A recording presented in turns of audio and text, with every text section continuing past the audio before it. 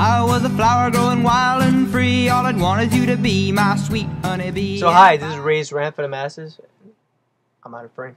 And we're doing Juno. Yeah.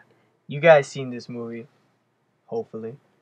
It's one of my favorite movies. Yeah, I brought special guest Janice back. Oh, the girlfriend, she's back. Yay. But we're doing Juno. Look at it again. Look at the TikToks. Oh my god. This movie's really great. I mean, as I said before, I like chick flicks, but this one was like the perfect mix of like comedy with you know, teenage angst. Oh yeah, I love being a teenager. And then it was just perfect all around. I mean, it dealt with something that is very common with teenagers right now, which is pregnancy. Sad to say, but it's something that people don't shy away from. It's a teenager pregnant in today's world. But what's so great is that it stars Ellen Page, and she does this perfect performance as this very unique cult classic character, which I would say right now, because right now this is our, you know, cool chick, because she's extremely funny, extremely sarcastic, and she says everything that we wish we could say, but we don't in that type of situation.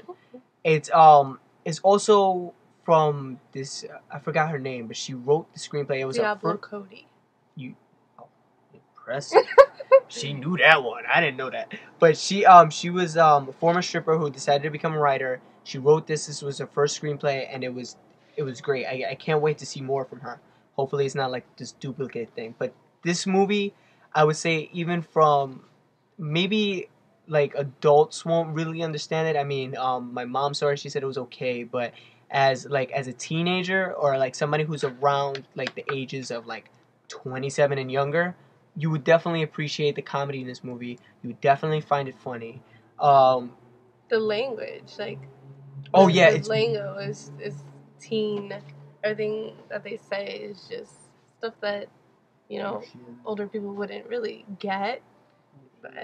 But it's very catchy, and that's why I say it's kind of like a cult film now. Because after this movie, I've noticed that there's been a lot of movies that try to rip off of it, try to do their own like little spin-off. Juno, they definitely casted what's this guy's name? Michael Cera. I have no idea what that guy's name is, but he was in Superbad. He was in Michael Cera. Yeah, I hope that's his name, because if I got it wrong, I don't like him in a lot of movies. The thing is that he's playing the same guy since Arrested Development. He did Superbad. He did Juno. But he was good for the role, though. Yes, he was. He really played the part in the role. And that's Diablo. She said that it reminded her of, you know, one of the guys in her high school. So he was just like perfect for the role. Like in every movie that he does, or any role that he plays, particularly, he plays this awkward character. But in this one, it completely, like, every time he plays it, it's the same guy and like some different like scenario. Nick and Nora, he tried to shy away from it, but he was a little bit more like out there. But I do agree, like, he does have this awkward presence, which was great in this movie, because it felt like what happens in the movie is that there's these two characters who are best friends, and they decide to cross the line by having, you know, intercourse, and this causes obviously her to get pregnant, and you see how this affects everyone's lives surrounding them. How would the baby be taken care of? If so, would she keep the baby? Would she put it up for adoption? Which later she realizes that it's not the right time for her to have a child. She decides to put it up for adoption to the what was his name? Michael what? The other guy. Alan? No. Alan. I don't know what was his name. Jason Bateman. But he decided to be the father, as well as Jennifer Garner, and you see how them wanting to adopt this baby affects their relationship, as well as the characters of Juno's parents, as well as her. What was the boyfriend's name again? Michael Cera. No, the character's name. Don't even know. But basically, you see how the fact that this life coming to Earth, you know, being born, affects everybody's relationships with everybody, and you see how like the baby itself can change worlds before it enters the world itself. And that's what makes it so brilliant, because I think very few movies that do pregnancy is just basically that couple or the grandparents, but it's not like the adoptive couple. It's not the and what's also really great is that even though it's a teenager movie, usually the male is portrayed as the I don't want nothing to do with this. I'm just gonna bounce. But where in this one he's not really an active player in it because he leaves the choice up to her. But then again, he's not really an inactive character. Once she says that she wants to put her up for adoption, he completely supports her. But he doesn't make it like an active duty to be in it. And then once the baby, is born... I mean, he tries to. Yeah, he tries. He's like, oh, should I go, But once the baby's born, you see how their love has blossomed after the child's born. Which, usually... it happens before, then they have the child, and then their relationship either goes in separate ways or stays together.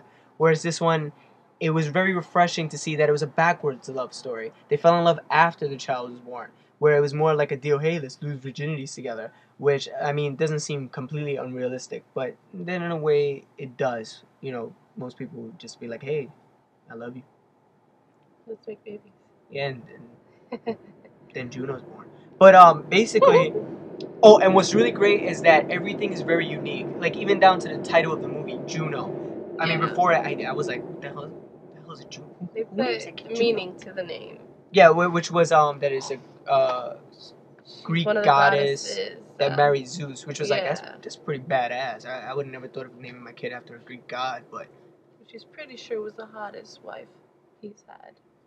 Kudos. Kudos. And there's even a hamburger phone. I mean, name how many movies do you know with a hamburger phone in it? So, basically, I'll give this movie an 8. It is a close... What do you mean, no? 10. Okay, she gives it a 10. I've seen better movies. Oh, and also, it was nominated for Best Picture, and it won for Best, I think it was it was an indie film. Best Picture of the Year. By who? Chicago Sun-Times. I don't know. But the movie was nominated for Best Picture. I saw it at the AMC Best Picture Showcase. It lost. It was the only comedy to be nominated. It lost to No Country for Old Men, which I didn't think it should have won. But it was the best comedy of 2007, I'll honestly say. It was funny. It was... if you're looking for a good story with good laughs in it... And Ellen Page. She's, like I said before, a great actress. Ellen Page. Definitely a young rising star. I wouldn't be surprised if Not too young. Not too young, but youngish compared to Meryl Streep. But when I'm telling you, eventually you're gonna see this girl nominated for something, and she's definitely gonna win. I mean, I know for a fact eventually she's gonna be winning something soon, because she's a very like non-discovered actress, but then again is kind of not. I don't know. But I would definitely recommend to see it if you haven't already saw it. Hey, if you've already seen the movie, then hey, kudos to you. But it was definitely good. I recommend it to anybody who's 27 and younger. If you're a bit older than that, I wouldn't be surprised if you thought it was a bore. But it's definitely a great movie. I give it an 8. Janice here gives it a 10. 10. It doesn't deserve a 10, but it gets a 10 from her. So if you're a chick, or you're anybody looking for a laugh, and like I said, under that age, but it's like more of a sophisticated humor and looking for a cult classic, definitely watch this movie. So I'm Ray's Rant for the Masses. This is my, what do you call it? Oh, guest. This is my guest. Sorry, completely yeah. So this is my guest, Janice, and we recommend Juno. Yeah. 2 thumbs up, son. Yeah. Wait, my thumbs aren't in there. Yeah. That's not a thumbs down. It's just trying to get my thumb in the picture. All right, so peace.